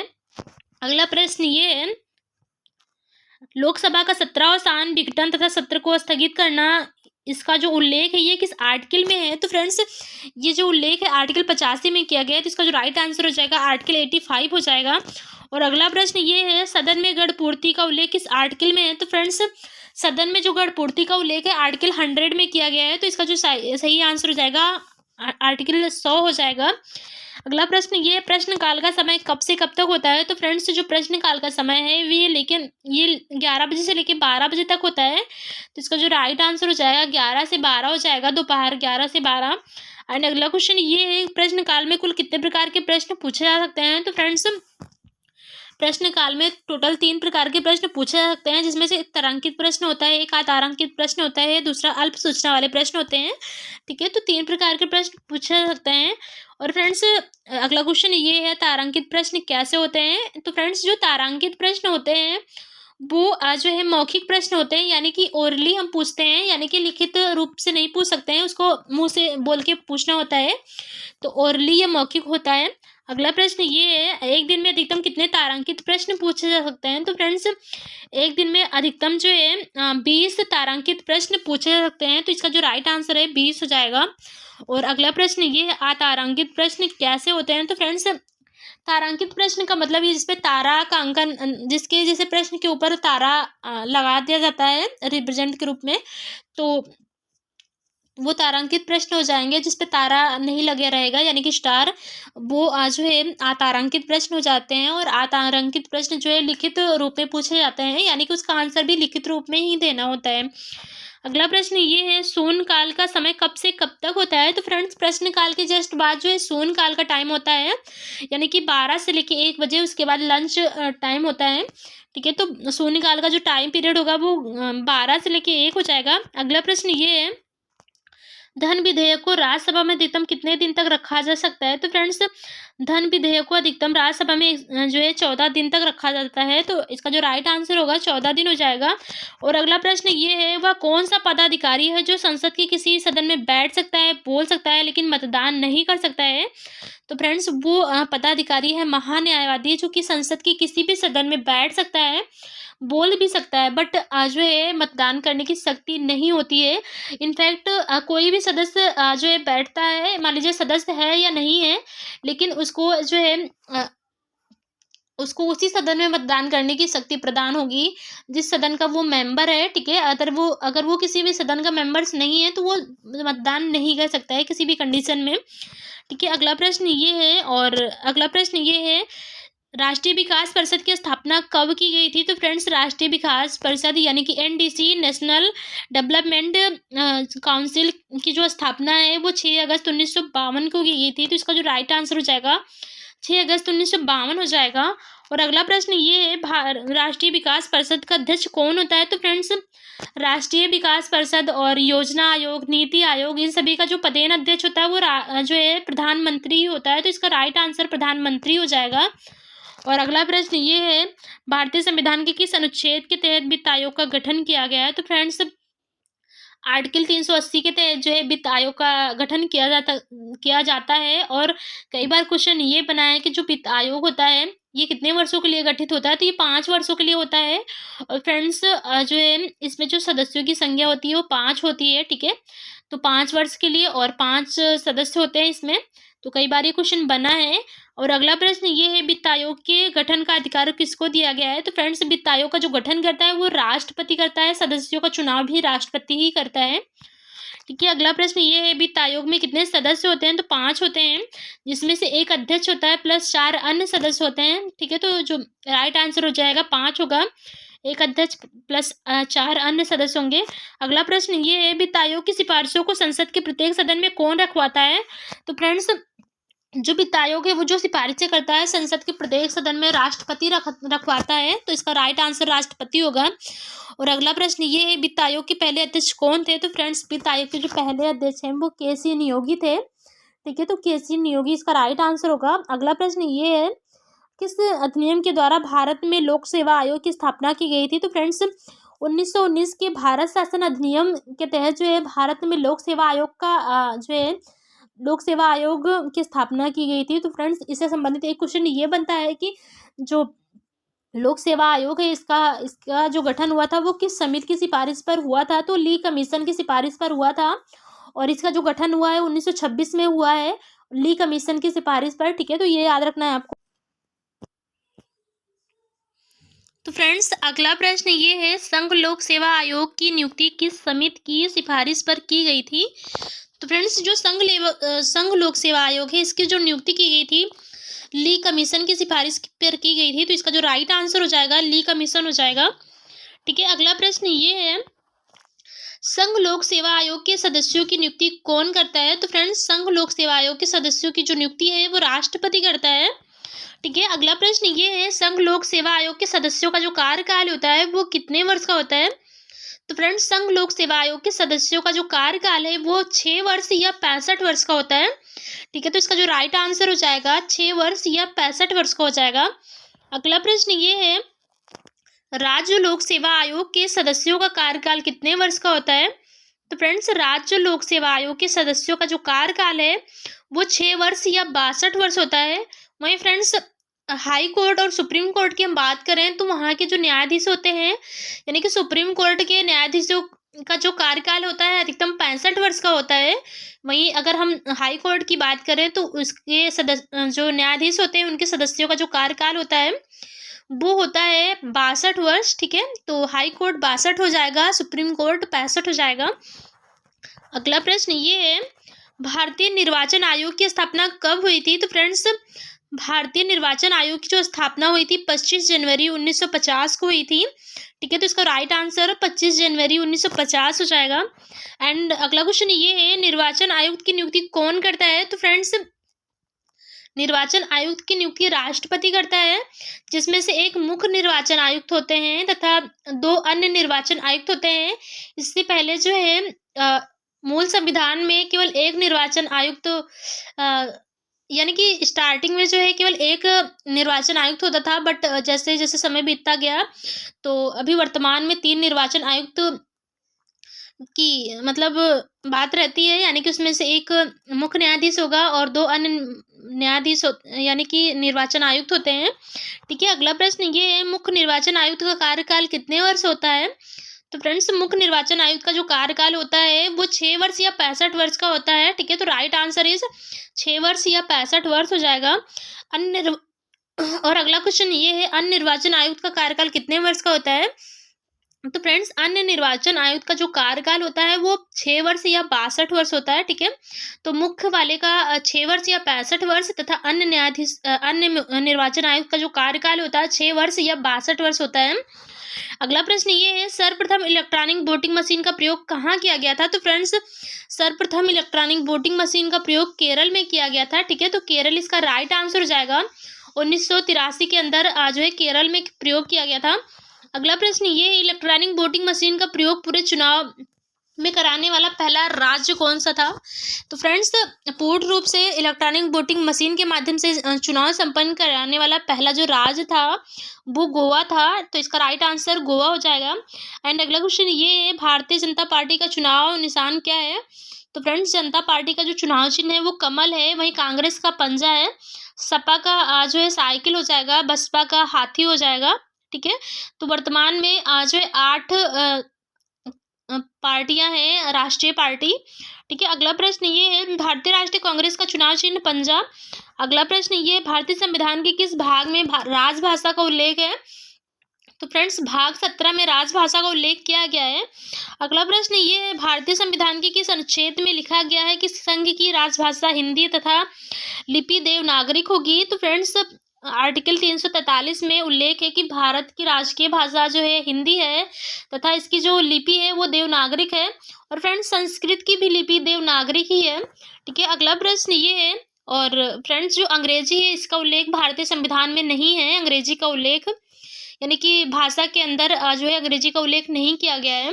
अगला प्रश्न ये है, राजभाषा आयोग का गठन कब किया गया था? तो फ्रेंड्स राजभाषा आयोग का जो गठन किया गया था ये 1955 में किया गया है। ठीक है, अगला प्रश्न ये है, राजभाषा आयोग के पहले अध्यक्ष कौन थे? तो फ्रेंड्स राजभाषा आयोग के पहले अध्यक्ष बीजी खरे थे। और अगला प्रश्न ये है, भारत के संविधान में कितने प्रकार के आपातकाल की व्यवस्था है? तो फ्रेंड्स भारतीय संविधान में कुल 3 प्रकार के आपातकाल की व्यवस्था की गई है, जिसमें से राष्ट्रीय आपात, राष्ट्रपति शासन तथा वित्तीय आपात हो जाएगा। अगला प्रश्न ये है, राष्ट्रीय आपात की घोषणा कौन करता है? तो फ्रेंड्स राष्ट्रीय आपात की घोषणा जो है मंत्रिमंडल की लिखित सिफारिश पर जो है राष्ट्रपति करता है। ठीक है, तो इसका जो राइट आंसर हो जाएगा राष्ट्रपति हो जाएगा। अगला प्रश्न ये है, प्राक्कलन समिति में कुल कितने सदस्य होते हैं? तो फ्रेंड्स प्राक्कलन समिति में टोटल 30 सदस्य होते हैं, जो कि टोटल जो है लोकसभा से ही लिए जाते हैं, तो 30 सदस्य हो जाएगा। और प्राक्कलन समिति का जो कार्यकाल होता है वो केवल 1 वर्ष का होता है। ठीक है, उसके बाद नई समिति फिर से चुनी जाती है। अगला प्रश्न ये है, सबसे बड़ी संसदीय समिति कौन सी है? तो फ्रेंड्स वो भी प्राक्कलन समिति ही है। अगला प्रश्न ये है, लोक लेखा समिति की जुड़वा बहन के रूप में किसे जाना जाता है? तो फ्रेंड्स लोक लेखा समिति की जुड़वा बहन के रूप में प्राक्कलन समिति को जाना जाता है। ठीक है, अगला प्रश्न ये है, स्थानीय सुशासन का जनक किसे कहते हैं? तो फ्रेंड्स स्थानीय सुशासन का जो जनक कहा जाता है लॉर्ड रिपन कहलाता है। और अगला प्रश्न ये है, भारतीय संविधान की कुंजी किसे कहते हैं? तो फ्रेंड्स प्रस्तावना को भारतीय संविधान की कुंजी कहा जाता है। और अगला प्रश्न ये प्रस्तावना के अनुसार संविधान के अधीन समस्त शक्तियों का केंद्र बिंदु है। तो फ्रेंड्स प्रस्तावना के अनुसार संविधान के अधीन समस्त शक्तियों का जो केंद्र बिंदु है वो है हम भारत के लोग, यानी कि भारत की जनता में ही समस्त शक्तियां छिपी हुई हैं। ऐसा प्रस्तावना का जो अर्थ निकलता है।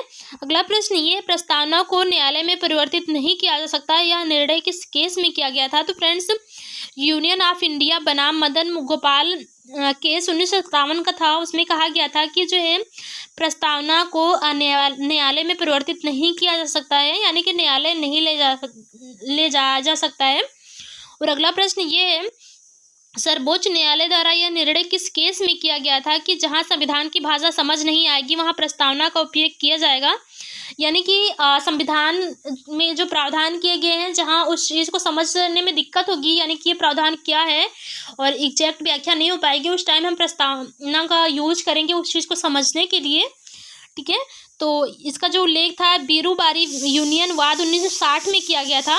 ठीक है, अगला क्वेश्चन ये है कि इस वाद में सर्वोच्च न्यायालय ने प्रस्तावना को संविधान का अंग नहीं माना है। तो फ्रेंड्स बेरूबारी वाद में जो है सर्वोच्च न्यायालय ने प्रस्तावना को संविधान का अंग नहीं माना था। ठीक है, तो बेरूबारी वाद हो जाएगा 1960 का। अगला प्रश्न ये है सर्वोच्च न्यायालय द्वारा किस वाद में प्रस्तावना को संविधान का अंग माना गया था? तो फ्रेंड्स बेरूबारू में तो जो है सुप्रीम कोर्ट ने इनकार कर दिया था कि प्रस्तावना संविधान का अंग है, बट केशवानंद भारती केस 1973 का जो था उसमें जो है सुप्रीम कोर्ट ने ये माना था कि प्रस्तावना संविधान का एक अंग है, और जो है मूल ढांचे का जो कॉन्सेप्ट आप सभी ने सुना होगा वो इसी अधिनियम इसी केस के माध्यम से आया था। ठीक है, तो अगला प्रश्न ये है 42वें संविधान संशोधन 1976 के माध्यम से प्रस्तावना में कौन कौन नए शब्द जोड़े गए थे? तो फ्रेंड्स 42वें संविधान संशोधन 1976 के माध्यम से प्रस्तावना में समाजवादी, पंथ निरपेक्ष तथा अखंडता शब्द जोड़े गए थे। अगला क्वेश्चन ये है भारतीय संविधान की प्रस्तावना में कितने प्रकार के न्याय की व्यवस्था की गई है? तो फ्रेंड्स भारतीय संविधान की प्रस्तावना में 3 प्रकार के न्याय की व्यवस्था की गई है, जिसमें से सामाजिक न्याय हो जाएगा, आर्थिक न्याय तथा राजनीतिक न्याय हो जाएगा। ठीक है, तो 3 प्रकार के न्याय हैं। अगला प्रश्न ये है भारतीय संविधान की प्रस्तावना में कितने प्रकार की स्वतंत्रता का उल्लेख है? तो फ्रेंड्स भारतीय संविधान की प्रस्तावना में 5 प्रकार की स्वतंत्रता का उल्लेख है। ठीक है, तो 5 हो जाएगा, जिसमें जो है विचार, अभिव्यक्ति, विश्वास, धर्म और उपासना, ये 5 प्रकार की स्वतंत्रताएं दी गई हैं। अगला क्वेश्चन ये है भारतीय संविधान की प्रस्तावना में कितने प्रकार की समानता का उल्लेख है? तो फ्रेंड्स प्रस्तावना में 2 प्रकार की समानता का उल्लेख किया गया है, जिसमें से एक प्रतिष्ठा की समानता है, दूसरा अवसर की समानता हो जाएगी। और अगला क्वेश्चन ये है भारतीय राजनीतिक व्यवस्था में सर्वोच्च कौन है? तो फ्रेंड्स भारतीय राजनीतिक व्यवस्था में सर्वोच्च जो है जो है सर्वोच्च संविधान हो जाएगा। भारत के संविधान के ऊपर कुछ भी नहीं है। ठीक है, तो जहाँ भी संविधान का उल्लंघन होगा वहाँ पे उस चीज़ को निरस्त करना होगा। अगला क्वेश्चन ये है भारत का संविधान अपना प्राधिकार किस से प्राप्त करता है? तो फ्रेंड्स भारत का संविधान जो है अपना प्राधिकार भारत की जनता से प्राप्त करता है। ठीक है, तो अगला क्वेश्चन ये प्रस्तावना को कब पेश किया गया था? तो फ्रेंड्स प्रस्तावना को 13 दिसंबर 1946 को पेश किया गया था। अगला क्वेश्चन ये है संविधान सभा के समक्ष जो है प्रस्तावना किसने प्रस्तुत किया था? तो फ्रेंड्स जवाहरलाल नेहरू जी ने प्रस्तावना को प्रस्तुत किया था। अगला प्रश्न ये है प्रस्तावना का उद्देश्य प्रस्तावना या उद्देश्य प्रस्ताव कब पारित किया गया था? तो फ्रेंड्स ये क्वेश्चन अलग अलग है, यानी कि पेश जो है 13 दिसंबर 1946 को किया गया था, वहीं जो पारित हुआ था वो 22 जनवरी 1947 है। तो कई बार ये डेट पूछता है और कन्फ्यूजन में बच्चे गलत कर जाते हैं। तो 22 जनवरी को 1947 को पारित हुआ था। अगला प्रश्न ये सदन में गणपूर्ति कोरम का उल्लेख किस आर्टिकल में है? तो 100 हो जाएगा, आर्टिकल 100। अगला क्वेश्चन ये कैबिनेट मंत्रियों में सबसे बड़ा कार्यकाल किसका होता है, किसका था? तो फ्रेंड्स कैबिनेट मंत्रियों में जो सबसे बड़ा कार्यकाल था वो जगजीवन राम का था, जो कि 32 साल लगभग कैबिनेट में मंत्री रहे थे। और अगला क्वेश्चन ये है लाल बहादुर शास्त्री की मृत्यु कहाँ पर हुई थी? तो फ्रेंड्स ये भारत के प्रधानमंत्री थे और इनकी जो मृत्यु हुई थी ये ताशकंद गए हुए थे ताशकंद समझौता के लिए, और वहीं पे इनकी मृत्यु हुई थी। उस टाइम ताशकंद जो है रसिया का पार्ट हुआ करता था, बट 1991 के बाद रसिया का जब विघटन हो गया तो एक नया देश बना उज्बेकिस्तान, उसकी राजधानी है ताशकंद। ठीक है, तो ताशकंद और 11 जनवरी 1966 को इनकी मृत्यु हो गई थी। और अगला प्रश्न ये है, धन विधेयक को राज्यसभा में अधिकतम कितने दिनों तक रोका जा सकता है? तो फ्रेंड्स, धन विधेयक को अधिकतम 14 दिन तक राज्यसभा में रोका जा सकता है। ठीक है, अगला प्रश्न ये है, लोक लेखा समिति का कार्यकाल कितने वर्ष का होता है? तो फ्रेंड्स, लोक लेखा समिति का जो कार्यकाल होता है वो 1 वर्ष का होता है। फ्रेंड्स, अगला क्वेश्चन ये है, लोक लेखा समिति में सदस्यों की संख्या कितनी होती है? तो फ्रेंड्स, लोक लेखा समिति में सदस्यों की संख्या 22 होती है, जो कि 15 लोकसभा से तथा 7 राज्यसभा से होते हैं। अगला क्वेश्चन ये है, सरकार के वार्षिक लेखों की जांच तथा कैग की रिपोर्ट पर विचार कौन सी समिति करती है? तो फ्रेंड्स, कैग की रिपोर्ट की जांच तथा सरकार के वार्षिक लेखों की जो जांच करती है वो कैग करती है। ठीक है, तो इसका जो है लोक लेखा समिति हो जाएगा राइट आंसर। अगला प्रश्न ये है, परंपरागत रूप से लोक लेखा समिति का अध्यक्ष कौन होता है? तो फ्रेंड्स, परंपरागत रूप से यानी कि इसका कोई संविधान में उल्लेख नहीं है, बट जो है मेनली ये ऐसी परंपरा चली आ रही है कि जो लोक लेखा समिति होता है इसका जो अध्यक्ष होता है वो मोस्टली जो है विपक्ष का जो नेता होता है वो होता है। अगला क्वेश्चन ये है, लोकसभा के पहले उपाध्यक्ष कौन थे? तो फ्रेंड्स, पहले अध्यक्ष की बात करी जाए तो जीबी मावलंकर थे, बट पहले उपाध्यक्ष की बात करी जाए तो अनंत सैनम आयंगकर थे। और जो है यदि पहली महिला की बात करी जाए तो मीरा कुमार हैं। और अगला क्वेश्चन ये, सबसे बड़ी संसदीय समिति कौन सी है? तो फ्रेंड्स, सबसे बड़ी जो संसदीय समिति होगी वो प्राक्कलन समिति होगी, बिकॉज इसमें सदस्यों की जो संख्या है वो 30 है। वहीं लोक लेखा समिति में 22 है। और प्राक्कलन समिति में जो सभी सदस्य होते हैं वो लोकसभा से ही होते हैं। तो अगला प्रश्न ये, प्राक्कलन समिति में सदस्यों की संख्या 30 होती है, केवल लोकसभा से ही सदस्य लिए जाते हैं इसमें, राज्यसभा का कोई पार्टिसिपेशन नहीं होता है इसमें। अगला प्रश्न ये है, भारतीय संसद की सबसे पुरानी संसदीय समिति कौन सी है? तो फ्रेंड्स, सबसे पुरानी संसदीय समिति की बात करी जाए तो लोक लेखा समिति है सबसे पुरानी, जिसका जो गठन हुआ था 1921 में हुआ था। 1919 के भारत शासन अधिनियम के तहत 1921 में बनाया गया था लोक लेखा समिति। वहीं अगर सबसे बड़ी समिति की बात करी जाए तो सबसे बड़ी समिति प्राक्कलन समिति हो जाएगी। अगला प्रश्न ये, प्राक्कलन समिति की स्थापना कब हुई थी? तो फ्रेंड्स, प्राक्कलन समिति की स्थापना 1950 में हुई थी। ठीक है, तो ये डेट आपको याद रखनी है, 1950 में प्राक्कलन समिति, जो कि बड़ी समिति है सबसे। और लोक लेखा समिति की जिसे पब्लिक अकाउंट कमेटी भी बोलते हैं, उसकी स्थापना 1921 में 1919 के भारत शासन अधिनियम के तहत की गई थी। अगला क्वेश्चन ये है, भारत का प्रथम विधि अधिकारी कौन होता है? तो फ्रेंड्स, भारत का जो प्रथम विधि अधिकारी होता है वो होता है जो है महान्यायवादी या अटॉर्नी जनरल बोलते हैं उसको इंग्लिश में। और इसका जो उल्लेख है आर्टिकल 76 हो जाएगा। अगला प्रश्न ये है, किस अनुच्छेद के तहत सुप्रीम कोर्ट जो है तदर्थ न्यायाधीशों की नियुक्ति कर सकता है? तो फ्रेंड्स, थोड़ा सा टाइपिंग मिस्टेक है तो तदर्थ कर लीजिएगा इसको, तदर्थ। ठीक है, तो तदर्थ न्यायाधीशों की नियुक्ति करता है। तो आर्टिकल 126 आर्टिकल 127 के तहत जो है तदर्थ न्यायाधीशों की नियुक्ति की जाती है। तो यहाँ पे थोड़ा सा 125 लिख गया, तो आर्टिकल 127 होगा फ्रेंड्स, तो सही कर लीजिएगा। तो आर्टिकल 127 के तहत सुप्रीम कोर्ट जो है तदर्थ न्यायाधीशों की नियुक्ति करता है। तदर्थ न्यायाधीश का मतलब ये होता है कि जैसे मान लीजिए कि काम बहुत ज़्यादा है कोर्ट में, तो उस टाइम जो है न्यायाधीशों की कमी जहाँ देखी जाती है, तो कुछ जो रिटायर न्यायाधीश होते हैं उनको एज अ तदर्थ न्यायाधीश या जो है हाई कोर्ट के कुछ न्यायाधीशों को भी कुछ टाइम के लिए जो है सुप्रीम कोर्ट में बुला लिया जाता है, कार्य को थोड़ा बर्डन कम करने के लिए। ठीक है, तो अगला क्वेश्चन ये, किस अनुच्छेद के तहत सुप्रीम कोर्ट अपने दिए गए जजमेंट का न्यायिक पुनरावलोकन कर सकता है? मान लीजिए फ्रेंड्स, सुप्रीम कोर्ट के किसी भी न्यायाधीश ने जो है कुछ भी निर्णय दे दिया, बट उसको लग रहा है कि नहीं ये सही नहीं है, तो उसको अपने निर्णय को पुनः दे सकता है या रिव्यू कर सकता है उसका। आर्टिकल 137 के तहत फिर से निर्णय दे भी सकता है वो। अगला क्वेश्चन ये है, लोकसभा में सर्वाधिक सीटें किस राज्य की हैं? तो फ्रेंड्स, लोकसभा में जो सर्वाधिक सीटें हैं वो यूपी की हैं। लगभग जो है 80 सीटें हैं लोकसभा में यूपी की, तो 80 सीटें हो जाएंगी। ठीक है, सर्वाधिक जो प्रतिशत है वो लोकसभा में यूपी का ही है। अगला क्वेश्चन ये, सुप्रीम कोर्ट का उल्लेख भारतीय संविधान के किस भाग में है? तो फ्रेंड्स, संघ से संबंधित जितने भी आर्टिकल है या प्रावधान है उनका सभी का उल्लेख आर्टिकल जो है 5 यानी कि भाग 5 में किया गया है मोस्टली चीज़ों का, तो भाग 5 हो जाएगा। अगला प्रश्न ये, राज्यसभा में सर्वाधिक सीटें किस राज्य की हैं? तो फ्रेंड्स, राज्यसभा में भी सर्वाधिक सीटें जो है उत्तर प्रदेश की हैं, क्योंकि उत्तर प्रदेश जनसंख्या के हिसाब से सबसे बड़ा राज्य है। ठीक है। तो जनसंख्या ज़्यादा होने की वजह से लोकसभा में, राज्यसभा में, इनफैक्ट जो है राज्य विधानसभा और राज्य विधान परिषद में भी यूपी की संख्या पूरे भारत में सबसे ज़्यादा हो जाएगी। और अगर हम बात करें राज्यसभा में, तो राज्यसभा में 31 सीटें हैं यूपी के पास, वहीं लोकसभा में जो है 80 सीटें हैं, तथा राज्य विधानसभा में यूपी के पास 403 सीटें हैं। ठीक है, राज्य विधानसभा में। और जो है विधान परिषद में अगर हम बात करें, तो यूपी में विधान परिषद में 100 सीटें हैं। तो ये चारों डाटा बहुत ज़्यादा पूछे जाते हैं, क्योंकि इसमें यूपी टॉप पे है। अगला प्रश्न ये, राज्यसभा के पहले उपसभापति कौन थे? तो फ्रेंड्स, राज्यसभा के जो पहले उपसभापति थे वो एस.बी. कृष्णमूर्ति राव थे। ठीक है, एस.बी. कृष्णमूर्ति राव हो जाएगा।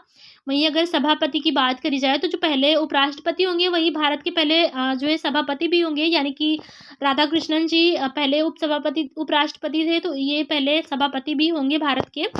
अगला क्वेश्चन ये है, वर्तमान में कुल कितने राज्यों में विधान परिषद है? तो फ्रेंड्स, वर्तमान में केवल 6 राज्यों में ही विधान परिषद है। ठीक है, जिसमें से जो है हम इसको थोड़ा सीरियल से पढ़ सकते हैं। यानी कि अगर हम यूपी का मैप ड्रॉ करें, तो ऊपर जो है यूपी और बिहार साथ में रहेंगे।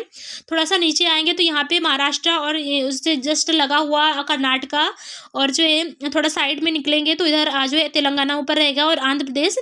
ये कुल 6 राज्य है जहाँ पे विधान परिषद है। बाकी किसी भी स्टेट में विधान परिषद नहीं है। वेस्ट बंगाल ने भी अपने यहाँ प्रसाद जो है विधान परिषद लागू करने का वो दिया था, बट अभी हुआ नहीं है ऐसा। ठीक है, तो 6 हो जाएगा यूपी, बिहार इधर साइड में आएंगे, तो इसको ग्रुप में आपके दो के पेयर में याद रखना है। ठीक है, और इधर आएंगे महाराष्ट्र, कर्नाटका हो जाएगा, और तेलंगाना, आंध्र प्रदेश हो जाएगा, बिकॉज सभी टच में है। ठीक है, तो अगला क्वेश्चन ये है, वर्तमान में कुल कितने केंद्र शासित प्रदेशों में विधानसभा है? तो फ्रेंड्स, वर्तमान में टोटल 3 केंद्र शासित प्रदेशों में विधानसभा है। तो वैसे तो केंद्र शासित प्रदेशों में विधानसभाएं नहीं होती हैं, बट 3 राज्य ऐसे एक्सेप्शन में है, अपवाद मान सकते हैं, जिसमें से दिल्ली है, पुदुचेरी है एंड जम्मू कश्मीर है। दिल्ली में जो विधानसभा सीटें हैं वो 70 हैं। पुदुचेरी में जो है 30 है शायद, कंफर्म नहीं मेरे को, बट आई थिंक 30 है। और जम्मू कश्मीर में 90 विधानसभा सीट है। ठीक है, अगला प्रश्न ये है, किसी राज्य विधानसभा में अधिकतम सीटों की संख्या कितनी हो सकती है? तो फ्रेंड्स, किसी राज्य विधानसभा की बात करी जाए तो अधिकतम सीटों की जो संख्या है वो 500 हो सकती है। ठीक है, तो 500 अधिकतम हो सकती है। यूपी में है सबसे ज़्यादा, 403 सीटें हैं। ठीक है, राज्य विधानसभा की। अगला क्वेश्चन ये है, किसी राज्य विधानसभा में सीटों की न्यूनतम संख्या? तो फ्रेंड्स, अगर अधिकतम की बात करी जाए तो अधिकतम 500 होगा, वही लेकिन न्यूनतम संख्या 60 होनी चाहिए। बट इसके अलावा भी कुछ राज्यों में एक्सेप्शन भी हैं, जैसे कि पूर्वोत्तर के कुछ राज्य हैं, वहाँ पे जो है 60 से कम सीटें भी हैं। तो एक्सेप्शन में भी कुछ हैं, जैसे कि सिक्किम हो गया, और कुछ त्रिपुरा, ऐसे कुछ अदर स्टेट भी हैं जहाँ पे कम सीटें हैं। ठीक है, तो एक्सेप्शन वाला भी पूछा जाता है बहुत टाइम, तो इसको हम किसी दूसरे वीडियो में कवर करेंगे, जहाँ पे हम जो है विधानसभा सीटों से संबंधित सारे आर्टिकल्स पढ़ेंगे, और जो है सीटें पढ़ेंगे सभी राज्यों की, वहाँ पे इसको डिस्कस करेंगे। अगला क्वेश्चन ये है, भारतीय संविधान के किस अनुच्छेद के तहत जो है राज्य की विधानसभाओं में जो है SC तथा ST जनजातियों को आरक्षण दिया गया है? तो फ्रेंड्स, आज संविधान सभा में जो है राज्य की विधानसभाओं में SC शेड्यूल कास्ट या ST शेड्यूल ट्राइब्स की बात करी जाए तो इनको आरक्षण दिया गया है राज्य विधानसभाओं में भी।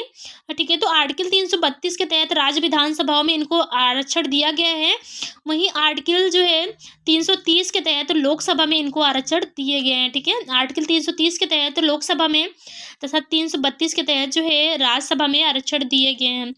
अगला क्वेश्चन ये है, भारतीय संविधान के किस अनुच्छेद के तहत राज्यपाल जो है विधानसभाओं में एक एंग्लो इंडियन को मनोनीत करता था? तो फ्रेंड्स, आर्टिकल 333 के तहत राज्यपाल राज्य विधानसभाओं में एक एंग्लो इंडियन का मनोनयन करता था।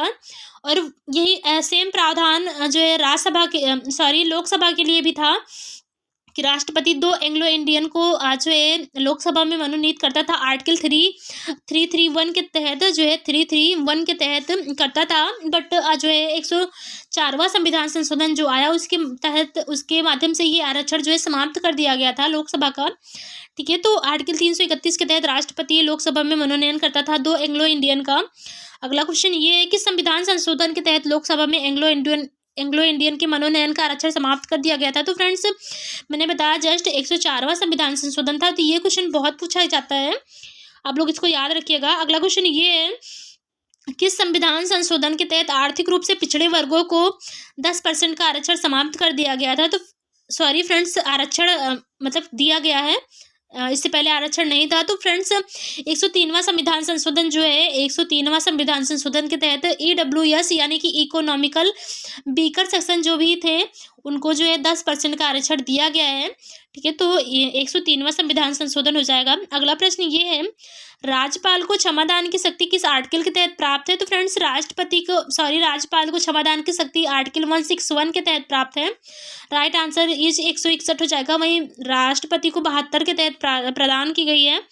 अगला प्रश्न ये है, राज्यपाल सोने के पिंजड़े में निवास करने वाली चिड़िया के समान है, यह कथन किसका है? तो फ्रेंड्स ये कथन सरोजिनी नायडू जी का है। यानी कि इसका कहने का तात्पर्य ये है कि जैसे राज्यपाल जो है, प्रत्येक राज्य में एक राज्यपाल होता है और इसकी जो नियुक्ति होती है वो राष्ट्रपति करता है। यानी कि इसका कोई फिक्स कार्यकाल नहीं होता है राज्यपाल का, और जो है सेंट्रल गवर्नमेंट जब भी चाहती है इसको हटा देती है, दूसरे राज्य में ट्रांसफ़र कर देती है। तो इसीलिए सरोजिनी नायडू जी ने कहा था कि राज्यपाल वो जो है सोने की पिंजड़े में बंद चिड़िया के समान है, जो तो मतलब उससे कुछ नहीं कर सकता है, जो कि केंद्र का प्रतिनिधित्व करता है राज्य में। अगला प्रश्न ये है, किस अनुच्छेद में उल्लेख किया गया है कि उच्च न्यायालय भी एक अभिलेख न्यायालय होगा? तो फ्रेंड्स आर्टिकल जो है 315 में उल्लेख है कि अभिलेख न्यायालय होगा उच्च न्यायालय। वहीं आर्टिकल 329 में जो है, आर्टिकल 329 में लिखा गया है कि सुप्रीम कोर्ट भी अभिलेख न्यायालय होगा। ठीक है, अगला प्रश्न ये है, कोलकाता उच्च न्यायालय का गठन कब किया गया था? तो फ्रेंड्स जो कोलकाता हाई कोर्ट है, इसका जो गठन किया गया था 1 जुलाई 1862 में किया गया था। ठीक है, तो इसका जो राइट आंसर हो जाएगा 1 जुलाई 1862 हो जाएगा। ठीक है, अगला प्रश्न ये है, मुंबई या बम्बई पहले बोलते थे, बम्बई हाई कोर्ट का जो गठन किया गया था, ये किया गया था 14 अगस्त 1862 में। और अगला क्वेश्चन ये है, मद्रास हाई कोर्ट का गठन कब किया गया था? तो फ्रेंड्स मद्रास हाई कोर्ट का जो गठन किया गया था 15 अगस्त 1862 में किया गया था। यानी कि 3 लगातार ही किए गए थे। और अगला क्वेश्चन ये है, किस अनुच्छेद के तहत संसद 2 या 2 से अधिक राज्यों के लिए एक संयुक्त उच्च न्यायालय का प्रावधान कर सकती है? तो फ्रेंड्स आर्टिकल 331 के तहत जो है संसद एक से अधिक राज्यों के लिए संयुक्त जो है न्यायालय का प्रावधान कर सकती है। जैसे आर्टिकल 331 हो जाएगा। और अगला क्वेश्चन ये है, मुंबई उच्च न्यायालय किसका किसका संयुक्त उच्च न्यायालय है? तो फ्रेंड्स मुंबई उच्च न्यायालय जो है, ये महाराष्ट्र का, गोवा का, दादरा नागर हवेली तथा दमन दीव का संयुक्त उच्च न्यायालय है। ठीक है, तो दादरा नागर हवेली, गोवा और जो है महाराष्ट्र, ये 3 हो जाएंगे। और दादरा नागर हवेली तथा दमन दीव को मर्ज कर दिया गया है, एक ही केंद्र शासित प्रदेश बना दिया गया है। अगला प्रश्न ये है, कोलकाता उच्च न्यायालय किसका किसका संयुक्त उच्च न्यायालय है? तो फ्रेंड्स जो कोलकाता है, ये पश्चिम बंगाल का और जो है अंडमान निकोबार द्वीप समूह का संयुक्त उच्च न्यायालय है, कोलकाता उच्च न्यायालय। ठीक है, तो पश्चिम बंगाल तथा अंडमान निकोबार द्वीप समूह हो जाएगा। अगला प्रश्न ये है, गुवाहाटी उच्च न्यायालय किसका किसका संयुक्त रूप से उच्च न्यायालय है? फ्रेंड्स ऐसे क्वेश्चन बहुत बार पूछे गए हैं और इसमें हमें काफ़ी कन्फ्यूजन होने लगती है, तो ऐसे प्रश्न याद करना बहुत ज़रूरी है। अगला प्रश्न ये है, यानी कि जो गुवाहाटी उच्च न्यायालय है, ये तो गुवाहाटी असम का है, यानी कि असम में स्थित है गुवाहाटी उच्च न्यायालय। और जो है ये संयुक्त रूप से अरुणाचल प्रदेश का, असम, मिजोरम, नागालैंड का, तो यानी ये 4 राज्यों का संयुक्त रूप से उच्च न्यायालय है गुवाहाटी। और ऐसे कि जो पंजाब का उच्च न्यायालय है, वो पंजाब का है, और हरियाणा का तथा चंडीगढ़, इन तीनों का कंबाइंडली है, यानी कि संयुक्त रूप से है पंजाब का जो उच्च न्यायालय है। अगला प्रश्न ये है, मद्रास हाई कोर्ट किसका किसका संयुक्त रूप से उच्च न्यायालय है? तो फ्रेंड्स मद्रास जो कि तमिलनाडु का है, ये तमिलनाडु और पुदुचेरी जो कि एक केंद्र शासित प्रदेश है, इनका संयुक्त रूप से उच्च न्यायालय है। और कोच्चि उच्च न्यायालय किसका किसका है? तो फ्रेंड्स जो कोच्चि का उच्च न्यायालय यानी कि केरला का है, वो केरल तथा लक्षद्वीप समूह का जो है संयुक्त रूप से उच्च न्यायालय हो जाएगा। ठीक है, अगला प्रश्न ये है, राज्यपाल को किस मामले में क्षमादान की शक्ति नहीं प्राप्त है? तो फ्रेंड्स थोड़ा सा ट्विस्ट टाइपिंग कभी कभी हो जाती है, तो फिर उसको आप लोग मैनेज करिएगा।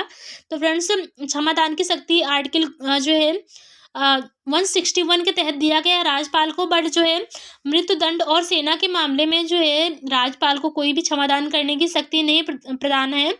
वहीं जो है राष्ट्रपति को मृत्युदंड और सेना के मामले में भी क्षमादान करने की शक्ति प्राप्त है। अगला प्रश्न ये है, जो है किसी भी राज्य में शासन संविधान के किसी भी राज्य में शासन जो है संविधान के अनुसार चल रहा है या नहीं, इसका जो है अनुसार नहीं।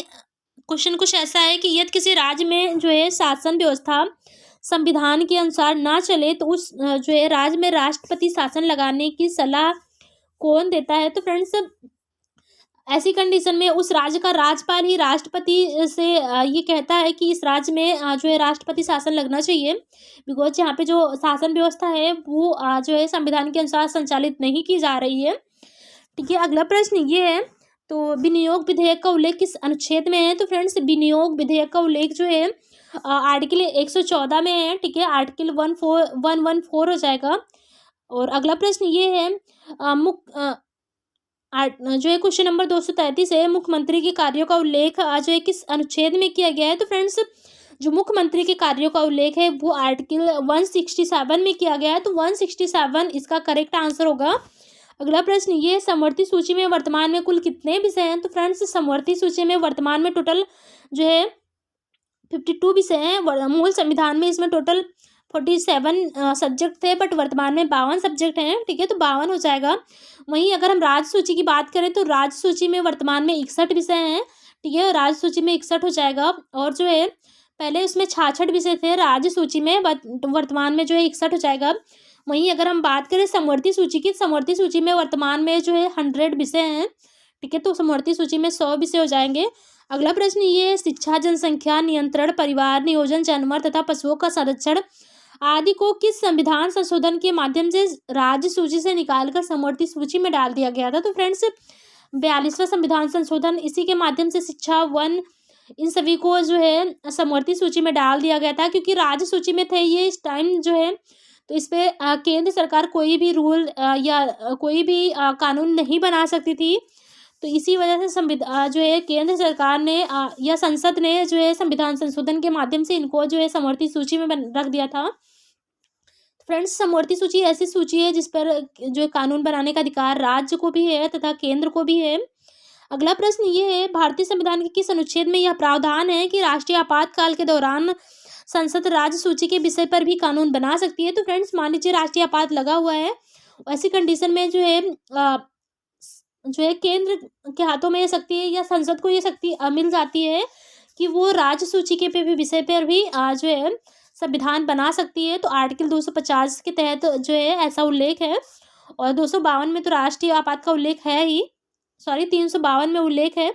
अगला प्रश्न ये है, अंतरराज्यीय नदी विवाद का उल्लेख किस आर्टिकल में है? तो फ्रेंड्स अंतरराज्यीय नदी विवाद का जो उल्लेख है आर्टिकल 262 हो जाएगा। ठीक है, तो इसका जो राइट आंसर हो जाएगा आर्टिकल 262 हो जाएगा। अगले प्रश्न ये है, नीति आयोग कैसी संस्था है? तो फ्रेंड्स नीति आयोग एक गैर संवैधानिक संस्था है। गैर संवैधानिक का मतलब ये होता है कि जिसका जो उल्लेख संविधान में नहीं किया गया है, गैर संवैधानिक होता है। नीति आयोग का गठन कब हुआ था? तो अगला क्वेश्चन ये है, तो नीति आयोग का जो गठन हुआ था फ्रेंड्स 1 जनवरी 2015 को हुआ था। योजना आयोग के स्थान पर नीति आयोग लाया गया था।